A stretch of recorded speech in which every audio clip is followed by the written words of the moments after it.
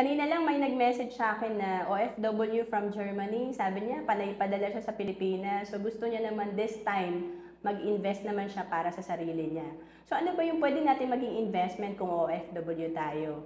Madalas, itong Kaiser ang recommended savings program namin kasi dito sa Kaiser, tatlo na ang meron ka. Meron ka na ditong healthcare, may life insurance ka na at may investment ka na rin.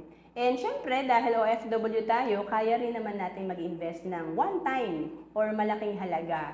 And dito sa Kaiser, 7 years to pay to, installment pwede, pero pwede rin namang one-time payment. So mag-sample tayo ng one-time payment. Halimbawa, ang K100 na plan na nasa 372,700 yung investment natin. And after 20 years, ang projection nito, nasa 1.3 million. And ang kinita nito, nasa 900,000 or 250% sa loob ng 20 years. Or kung i-compute natin yan per year, nasa 12.5% per year ang kita ng investment mo.